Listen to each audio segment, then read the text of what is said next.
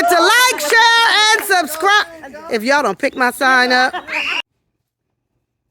Hello, everyone, and welcome back to Psychology Eats. So what's eating you? Hello, everyone. I hope everyone is doing well. Welcome to the channel. Thank you for clicking on this video. Today I'm talking about a pretty serious subject. That's really been an issue or a behavior that we've seen in mental health for a long time. I think more and more people have access to seeing this behavior because of social media. And that when someone is going through some sort of mental health crisis, that they use this behavior as a way to cope with it. So I'm talking about women that we have seen shave off their hair. And as a clinician, when I see someone come online and they're obviously upset, they're crying, sometimes they'll say, I'm depressed and I want to shave off my hair. Why do you think they do that? Why do, especially women, but some men, we're going to talk about women today, but why do women do that? Why? Because as women, especially in the Black community, we're taught very you don't cut your hair. You don't cut your hair. Even within our culture, for babies, most people wouldn't even consider cutting even their boys' hair before they're 1 year old. You might get somebody to cut their baby's hair, after 1 year old, but we don't cut our hair. And so when we see people come online and cut their hair online, it's like this shock response that we get. Is there something wrong? And sometimes there is. There definitely is. I look at hair cutting when you're having an emotional breakdown is almost the same as someone who self-injures, like they cut themselves. If you talk to somebody who self-injures, like they use an instrument, something pointy or whatever, sharp, to cut themselves, and you ask the cutter, how did you feel after you cut or during the cut or whatever? Like, how did you feel prior to cutting? I'm feeling hopeless, helpless, depressed. I don't want to kill myself, but I want relief from this feeling of hopelessness and depression. And so they cut. If you ask the people that I'm talking about in this video how they felt, and if you look at their videos, they talk about how they felt after they cut. I felt better. I felt relief, which coincides with what people say after they self-injure, right?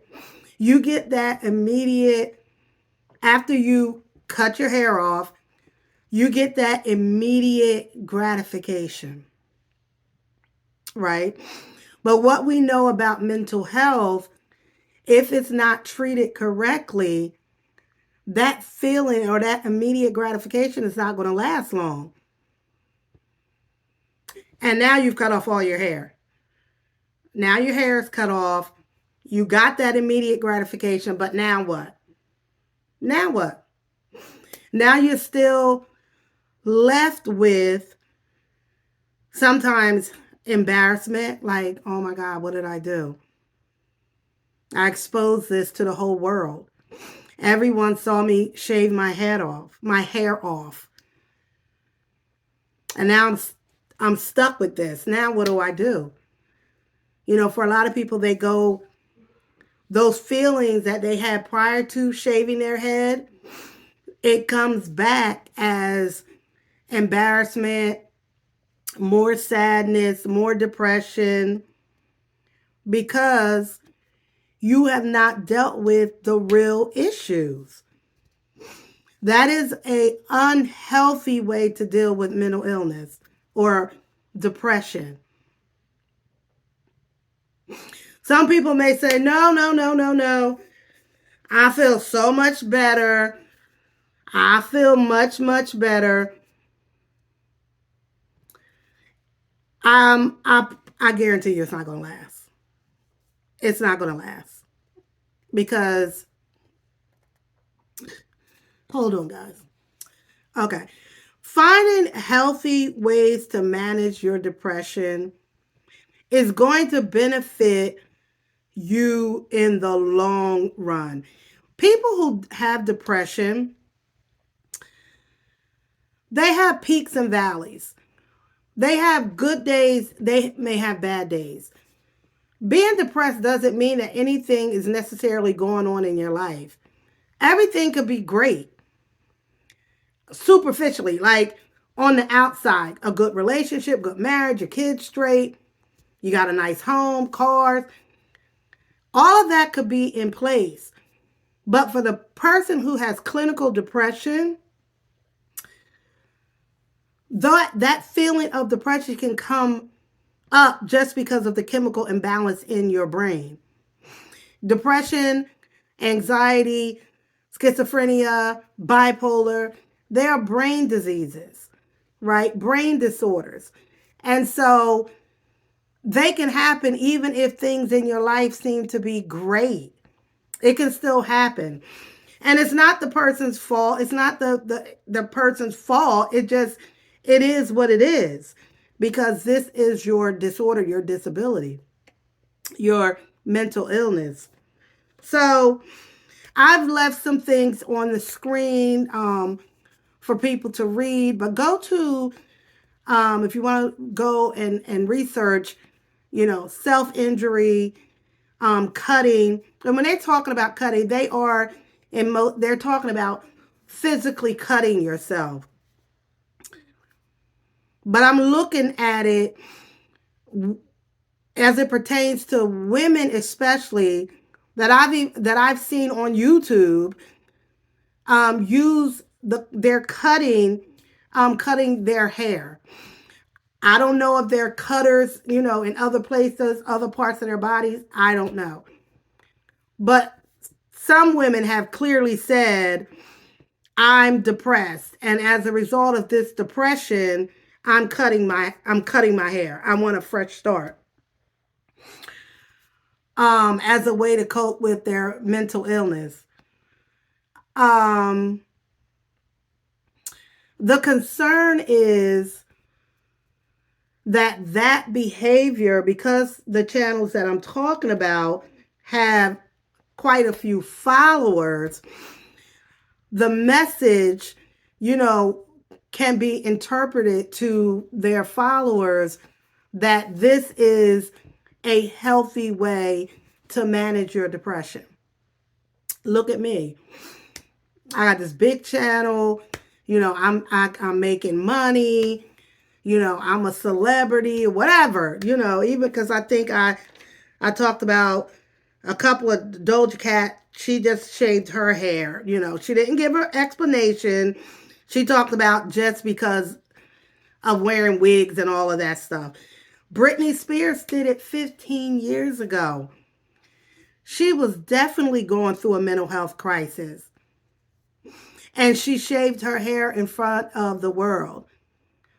Back then, social media wasn't a real big thing, but TMZ picked it up and it was all over the news. And everyone who watched that knew something was going on with her. That she was definitely in some sort of mental health crisis.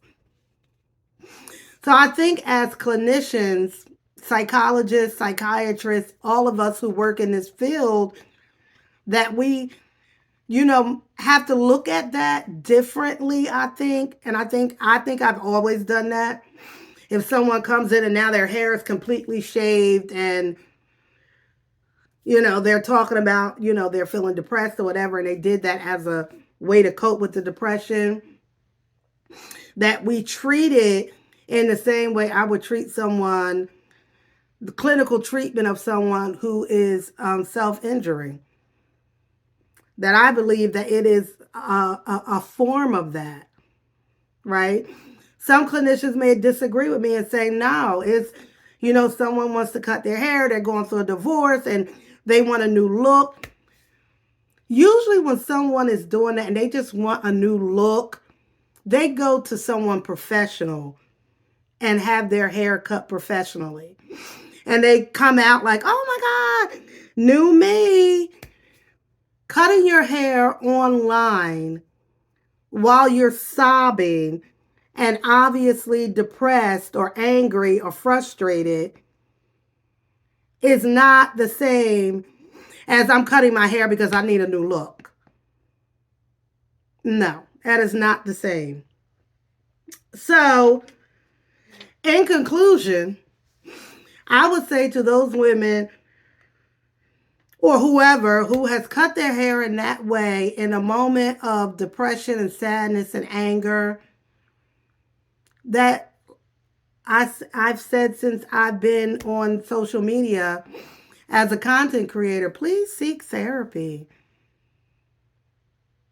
Seek a therapist.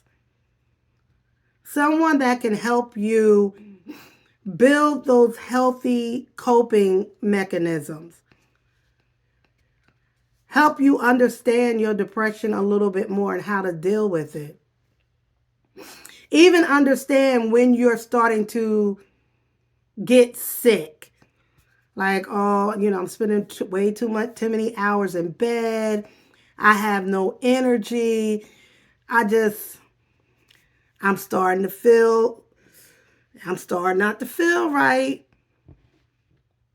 I'm starting not to feel right. That's the time to go to your therapist. Have an established therapist or an established therapist to do talk therapy, and also a psychiatrist who could prescribe you medication when you need it or change your medication.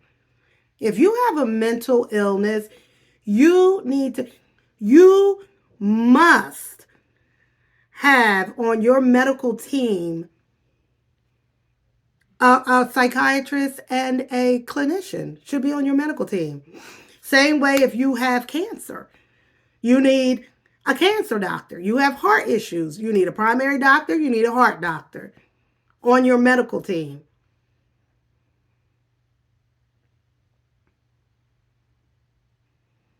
Because social media is not going to fix it. It's just not going to fix it. So that's it. That's all. Don't forget to like, share. Y'all don't pay no attention to this. These need to be cut. That's what needs to be cut. Don't forget to like, share, and subscribe. Bye-bye.